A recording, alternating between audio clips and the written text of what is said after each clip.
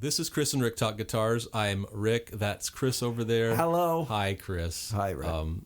Today, we want to talk about the Fender Stratocaster. It's a guitar that we both kind of like, but it's kind of an awkward guitar. What do you think about that, Chris? Well, when you're talking a Stratocaster, you're talking about probably the most iconic electric guitar ever made, at least one of them. I think so. I mean, it's a sort of guitar like when you're watching a television show and they go into a kid's room. It's leaning over in the corner. It's everywhere. It's been copied and, it's probably a Squire or something. But well, it's it could be, but Strat. still, it's shaped like a Strat. And so, it all goes back to that point. That model that they developed, which is the Stratocaster, which is today's topic of choice. Speaking about going back, when was that? When did it first make its appearance? I believe it was 1954 when they rolled that bitch out. Jeez. All right. Yeah, because I remember, I don't remember, but I've seen footage of like Buddy Holly playing one. And he definitely helped put it on the map. Did Richie Valens play one too? I think he did. Yeah. It was a popular guitar, like you say, and it was cool because it looked modern and different and had the two horns and the thing of it is it wasn't popular at first. It's Buddy Holly, like you mentioned, was one of the people that helped make it popular. Before it was kind of a joke, like the Telecaster. It's like, what the hell's that? You want me to play that? So it took a while for it to take on, and I think it was Buddy Holly's television appearance that just totally put it on the map. That's what I guess that's what I was referring to. I see. I'm trying to help you. Thank you, Chris. So it started to get some juice after Buddy Holly played the Ed Sullivan Show or something, or probably that's where everybody played, right? Yeah, totally. He was like the Johnny Carson of that time period, right? Right. Pre-Johnny. Yeah. When I was growing up, one of my favorite players was Hendrix, and he played a Strat, and it sounded so freaking cool and stuff. But as you and I talked about, I've had Strats in my life, have them now, but they're kind of funky guitars to kind of dial in for me and for you as well. You said you've had a little breaking in period with that Strat you have, but you're starting to get to a place where you're coming to an agreement. Is that right? That's correct. And I think with the Stratocaster, it is such an odd model of guitar that you kind of have to split it and say what works and what doesn't work, because there's some things that work that were revolutionary in guitar design when they made that, and there's other things that are just kind of funky. So let's talk about the revolutionary things. Yeah, I'd love to. The number one for me anyways is the contour. Until that time, guitars didn't have that kind of contoured, soft, round edge that the body has, and that came about by input from people who were kind of involved with, were in Leo Fender's life that he looked to get ideas from. I think Bill Carson was one of them, and he's like, nice. These guitars, they ram into my ribs. What can we do about that? So that got the ball rolling on that. Got it. But just about any guitar that you see that has kind of those rounded over edges evolved out of the design of That's a good point, yeah. Stratocaster. That's a number one. That's cool. For me. Okay. Anyway. The contour. What contour. Else? The tremolo. I mean, there were countless companies that were working on, vibrato. Bigsby and all that stuff. Was that at the time too? Yeah. No, they were all, that all kind of overlaps. And everybody, it was a popular feature, and many guitars were, playing with different ideas of that. And Leo Fender's design of that was kind of the most involved. Like, it was like the heart of that particular model. I mean, and that's what took so long for him to get the guitar developed, was just working the kinks out of that thing system. And to this day, he did a pretty good job back in 1954. I think so too, and I kind of dig and like you were saying, having that tremolo system in that guitar even gives it a different sound. I think because I played hardtail Strats and I played Strats with the whammy bar, and to me there's just a little different vibe going on to the sound, right? Because the strings are attached to that whammy system rather than just coming through the body and going over the bridge. So no, that's absolutely correct. It's kind of cool because when you play those guitars, it's almost like you have reverb. Yeah. I have like 3 springs in mine, and I'll play it, and it's almost unplugged. It's almost like you have this reverb going on. So yeah, definitely the character of that instrument is kind of like the heart of it is that tremolo system. I think so too. And so that's what else was revolutionary about that one? Well, I don't. What about let's talk a little bit about the 3-way and the 5-way switch, because that's another big thing with Strats, right? Is initially they came out with a 3-way switch, which is like just the bridge pickup, middle pickup, and neck pickup, right? Right. And then they came out with the 5-way switch, which is you can get into a can of worms when you start to go into those other freaking positions, because, and we'll talk about that in a little bit, but there's some there's a thorn in our paw about controversy. Is that what you're talking about? Controversy. It's a three-way, five-way yes, controversy. for God's sake, because some of those freaking quacky positions are just silly. And anyway, you can get into trouble. We can get into that in a moment. Let's Yeah. focus now on the characteristics of this instrument that make it what it is. Okay. Well, we've covered the contour and the tremolo system. And the three-way switch, what you said. Because three pickups, I mean, three pickup guitars were around at that time. I think, Gibson had a couple models, at least one. So that wasn't anything new. But one thing that, and this would, for me, would fall over on the funky features of this guitar, is it introduced that giant pick guard with all the controls in one place that you can just slap on. I don't know if there were other guitars that had that. But that is not a plus for me. And the reason being is if you ever got a Strat and it's these volume controls are getting staticky. Right. You got to take the strings off at 27 screws just to squirt some contact cleaner in there. It's a small price to pay, man. For it is. It's a cool fucking guitar. I have a love-hate relationship with it, but I have complete and utter respect for the instrument as a model historically for guitar. It's great. I got you. And I have one, and you're digging it, aren't you?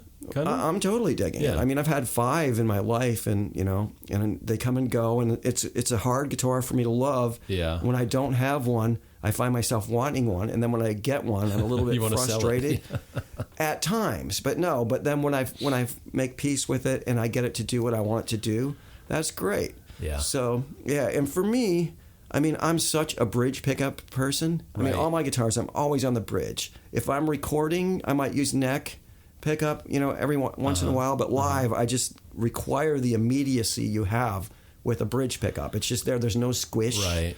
So in a Stratocaster, its bridge pickup is tough. It's tough to deal with. Exactly, because there's no tone control for that pickup, right? It's just that's a mod that you can do. Up. Yeah, you're right. But out stock, of the box. there's right, and so it can sound really kind of strident and very harsh. How do you deal with that? Do you roll off the volume a little bit, or do you just? No, when I bought my guitar, somebody had modded it to have the middle and bridge on a tone control. So I'll use that a little bit, but also I use a little bit of compression, and then also I just made peace with the instrument as it is. And when I grab that instrument, I'm kind of looking for a little ratty edge. You know what it's doing. So it's like once you make peace with that, it's not a Telecaster. A Telecaster for me is so much easier to just grab and make it sound good. The Strata is a little bit trickier. But depending on the application, let's say I want to play around with fuzz, like put a fuzz guitar on a track or something. I'll go for the Stratocaster because it deals really well in the bridge pickup with fuzz. It doesn't overload the fuzz so quickly and turn to mud. One of my favorite, and we'll get into in a moment, we're going to get into talking about maybe guitar players that we really like their Stratocaster tone. Cool. But for me, it was Tom Verlaine, who though is not really, he was more characteristically known as a jazz master player. That was his biggest guitar in the television days and whatnot. But the style of music he plays, which I'm a really big fan of, the Stratocaster lends itself really well to that, kind of like spaghetti western-y kind of like single note with like lots of reverb. Yeah. And that's the guitar that I reach for when I want to do anything like that. So I totally, once you start looking at the quirks of the guitar and you find an application for it, it just becomes your go-to guitar for that application. I know, and like you said, it's like I've heard people play Strats and just get amazing sounds out of them. And I have Strats, and I think I can do okay, but sometimes, it's like that bridge pickup is just sometimes a mystery. I think the thing I'd probably need to do is probably get one of those mods, because I would like to have some ability to adjust tone on that bridge pickup. Yeah, I definitely recommend it. And Stratocaster pickups in general are very fussy about adjustment, the height as well as the treble side and the bass side, to the sweet spot. It takes a lot of playing around. My Stratocaster, I probably set that thing up for about 6 months, just trying everything, every little combination, and now I got it to a spot where I like it. Nice. And it'll stay there. So, now you and can that's sell it. The other quirk about that guitar. It's one, and I'm going to sell it. No, another quirk about the guitar is it's a difficult guitar to set up. It can be if you can find somebody who can set up a Strat really well, the way that you like it. Stick with them, because there's a whole series of things that need to be in place and adjusted just right. But it's definitely worth getting them there. Yeah. Going back to the 7 1/4 radius of the original vintage Strats. It's tough to get the action where you want it without choking in the upper frets. But once you do, it's great because you can have that, and you also, I happen to be a huge fan of the 7 1/4 radius. Yeah. So it feels so good with chords, and you just get it to the point of where it won't choke, and it's a beauty. Nice. It's there. Well, let's talk about some players, man. Like I was saying, Hendrix for me was the guy that I saw play the Strat, and I just dug him. I still dig him. SRV, which we've talked about, his is a prominent player. Clapton, Jeff Beck plays a Strat. I mean, you could list off there's a ton of Strat people. players. Let's focus on our own personal interests, like whose Strat tone and Strat style and what they've done with the instrument do you fancy the most? I'd have to say Hendrix. I just think because he, like, even when it's not distorted, he just gets such a crazy cool sound out of that guitar. And you know, I mean, I've read up on him and stuff, and he played loud for one thing, so. And I think he worked the volume of the guitar, right, a lot. And, I just think for me, Hendrix's tone is just freaking cool because it's untamed, but there's some, I don't know, it's just a cool sound. How about you? What's a Strat player that you really dig that? I have a number of them. I happen to not really... I'm trying to think of the best way to say this is, like, if you go to YouTube and you do a search for ultimate Strat tone, or you just start seeing all these people, you'll see all these people who can play really well, and they're getting those classic Strat tones. Right. I don't like those that much. Yeah. I mean, I have 100% respect for Stevie Ray Vaughan. I think he was fantastic. He was creative. He was great. He was a driving force. But fuck him. But that music doesn't. I don't own any of his records. I'm not really into that. So I look for odd things in the Stratocaster. There's things, like I mentioned that, kind of, Tom Verlaine soundtracky, spaghetti westerny kind of stuff. That's what I look for. But Stratocaster tones that really blow me away is Richie Blackmore. The first time I heard his isolated guitar tone on Smoke on the Water, I was blown away. That's like the thickest, throatiest, like woody. It's a woody sound. It's totally, and then you hear what he's playing, like on the verses, and you're like, he's playing that. It's so cool. He's got a great tone. Some other dudes I really like. Richard Thompson can use that quacky Strat sound in a way that I really like, because he knows he puts the right amount of drive for my ears on there. So it's kind of nasty but pretty at the same time. I really like the way he does the Stratocaster. Now, weren't you saying Yngwie? Oh yeah, man, he's totally No, that would actually be one that we would want to hold up. It's like that's And again, the do's and don'ts. When we chide these people, it's just like it's all in fun. Wink, wink. He's great, and I know there's people who love him, and that's great. I can't play like that. You can't play like that. I can't. I mean, if I applied myself, you probably could. If I scalped my fretboard, for a couple of days. If I scalped my woodshed headstock, No, who else is there? No, you're right. Well, you mentioned a couple cool ones, because Richie Blackmore, to me, also, I'm glad you mentioned him, because just all of that stuff he did in Deep Purple, he's playing a 70s Strat too, through Marshalls, and it just sounds freaking cool. Like you said, it sounds woody and just full and really cool. So he does get a signature Strat sound that I really dig too. Right. Actually, to balance it out, let's talk about things that kind of ruin the Strat for people like you and me. Like, that's a great segue. One of the things, I mean, when you face it, when you first got a Strat, when I first got my Strat, the first thing I did was put it in the 2 position and play Sweet Home Alabama. Oh yeah, there's that quack, you want it, and after a while it drives you nuts. And there was something that went on in the 80s, and this is just personally for me. Me too. That whole let's put this guitar through a light chorusing and stick it right into the recording console in the quacky position. In the quacky position, and get this. I don't know what that is. We don't want to name names, but I'm glad that went away. Sound, it was all those Robert Plant records, and that was a good guitar player too. I'm not dissing on that guitar. Not dissing it at all, but it's there's do's and don'ts, and that's a don't. Well, in hindsight, we have the benefit of seeing that. I mean, me too. I mean, I was on a chorus pedal for a good part of the 80s. Yeah, so. but even the chorus, if you could use. I mean, the chorus was overused, but there's, I think, that Honey Dripper's guitar sound, regardless of the chorus or not, is just not my cup of tea. Let's just say that, okay? That's great, and I'm sure somebody else. It's somebody else's cup of tea. That's great. I know. Everybody gets their tea. Yeah, it's their shroom tea. That's awesome. But for me, I liken it to those insipid keyboard sounds from the 80s and 90s. Remember those? Yes. That were all over every freaking recording. It sounds like a bad freaking electric piano, and that Strat sound to me gives me the same reaction. File it under there and take the gated snare too and put gated that in snare. there. Yeah, the 80s was a bad time for recording experimentation. That it sounds so dated and it sounds so wrong. Right, but we have that. I mean, now we have that in our library. And of you're right. We've got recorded hindsight as our musical history. We have that era that people, and it'll come back. It already has. 80s music is big a lot of places. That's true. So, you know, whatever. So let's talk about, for a moment, let's talk about the evolution of the Stratocaster as far as the model, how it went throughout the years. Okay. So you had the very first version, which was like from 54, and it had a maple neck. Mm-hmm. It had an ash body. And what else was distinctive about it? Two-tone paint job. Two-tone sunburst, yes. Yep, that was a good sunburst. one. And it had the Bakelite parts, which you find those are always very And it brittle. had the flat pick guard.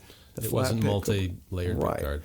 This is all geeky stuff. This is totally geeky. And I'm going to skip over it really quick because I don't have any notes. So this is just... I don't have any notes for like the geeky. So some of this shit might be wrong. All right, okay. And then, you know, they went in the 50s, they went to the late 50s. I think they added another color to the sunburst. And they went to plastic parts. Yeah. And then in the early 60s, which is my favorite era of the Stratocaster. I like the early 60s with the rosewood boards. Yeah, I like them too. Those are great. And from there, you know, they took it through the 60s and then CBS takeover, and, you know, they did some things that weren't very popular. We talked about that. Made some bad decisions, but I find 70s that I like, 70s versions. I do too. And where it gets interesting for me is once, you know, after CBS sold the company and, you know, the crew was at Bill Schultz or somebody took over, then they had this brief pause where they were trying to figure shit out. And then it just got crazy. And now there's like 100,000 versions of the Stratocaster. Yeah. So it gets really confusing. And they're all, you know, there's so many good ones. And let's talk about for a moment one thing that's really interesting. Take the Stratocaster. I got a Stratocaster in my right hand. Let's take the Les Paul in my left hand. Mm-hmm. One of these guitars is really easy to make cheaply and make a super serviceable guitar. Right. Like, so the Stratocaster. Yeah. I mean, you can find Stratocasters for, you know, $250 new that can be set up and made to play great. Yeah. And someone might argue, well, you have the Epiphone and you can make the Epiphone, but that's a different for animal. Me, everything from the finish to the way it's put together, it's like not in the same kind of ballpark for me. I agree. So it's kind of interesting that you know, Fender designed the Telecaster as the first, like, let's slap it together. Anybody can make these really quickly and make a decent one for very cheap. So I guess my point in this is, like, of the million Stratocasters that, you know, model variations, even available through Fender and Squier and everything Fender owned, there's a lot of decent guitars you can get for, you know, short money. And like you said, they're so iconic. Lots of people want that guitar because it's an iconic guitar that is historically known as a good, solid guitar to play, you know, so... I have a couple of them, and I play one a lot, which is a 70s one, and I like it. That reissue I got to play more because it's a cool guitar too, and it's got the 3-way switch. Right. I think I'm going to leave on there. Yeah. I had that on loan for quite a while, and it was very interesting to have that side by side between I have a 1996 made in Mexico Stratocaster. Nice. And that's the one that I ended up keeping. I've had Japanese, USA, and 2 made in Mexico ones, and the made in Mexico ones that I kept the longest. That's the one that kind of speaks to me. It does all I need a Strat to do.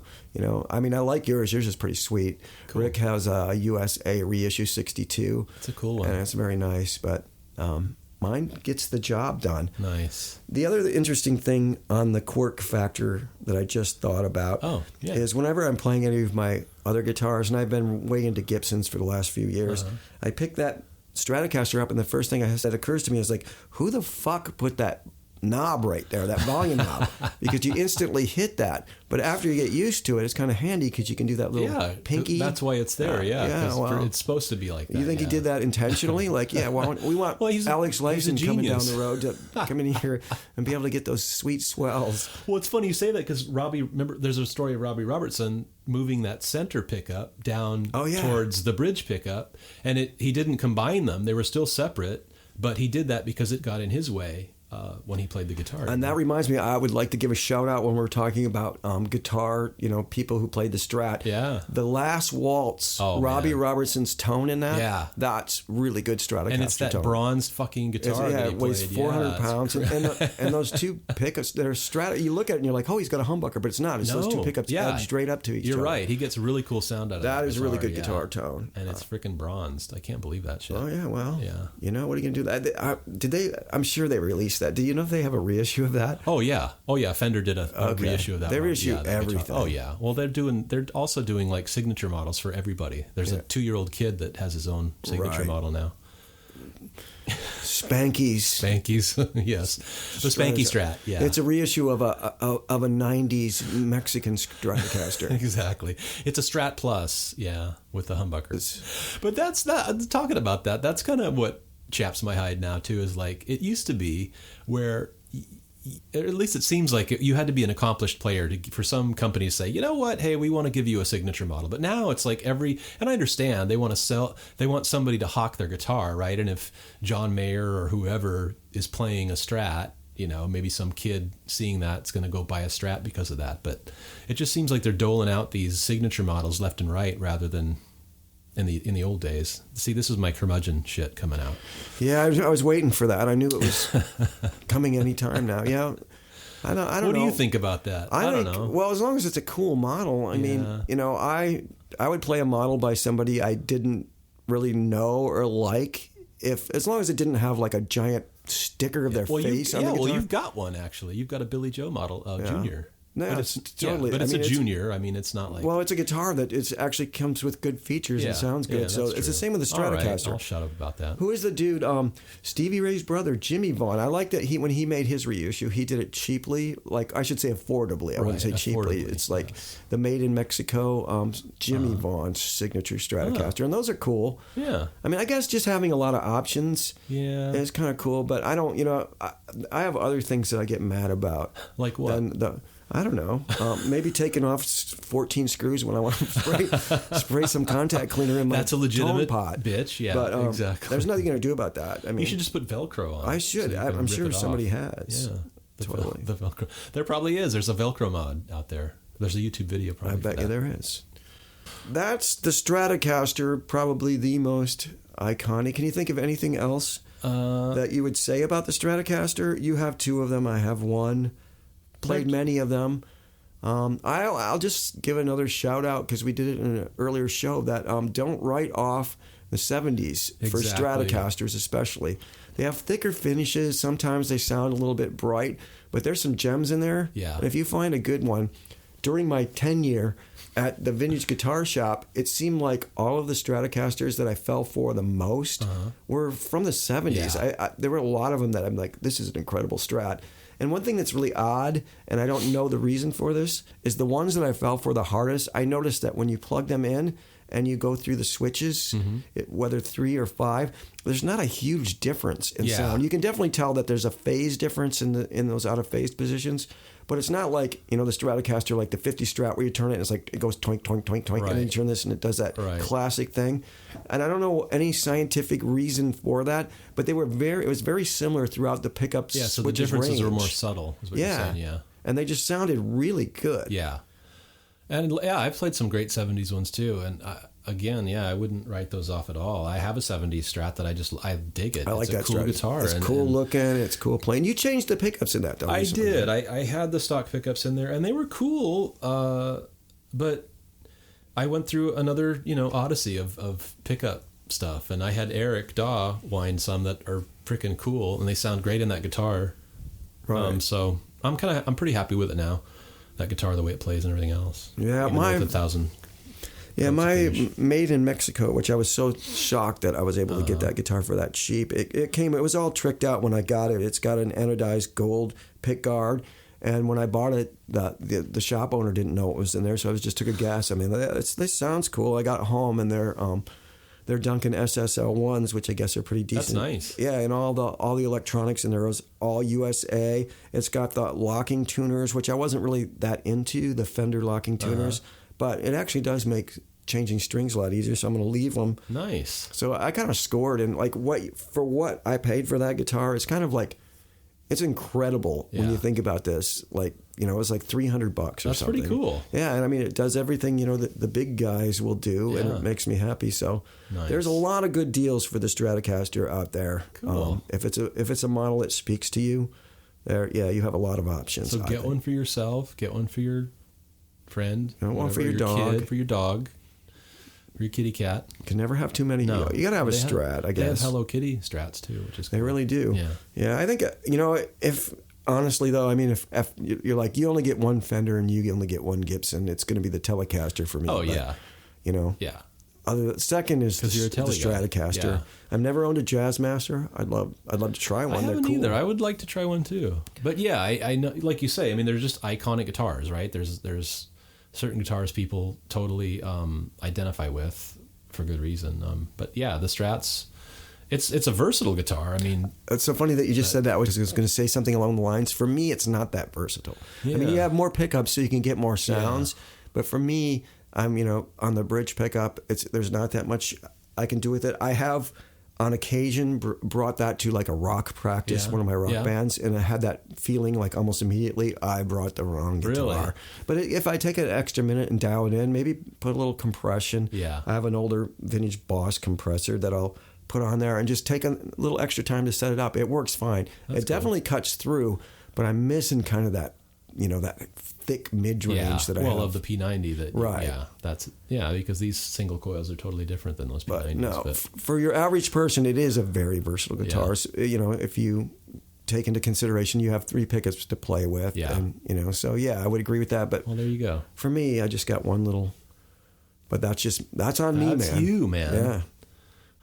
Well, again, that was a really fun topic to discuss. This is Chris and Rick Talk Guitars. Check us out on social media and subscribe to us on all the cool stuff, Spotify, iTunes, Google Play, all that jazz. Like our crap on social media. And Chris, you got anything to say? I just want to thank you very much, as always, for listening.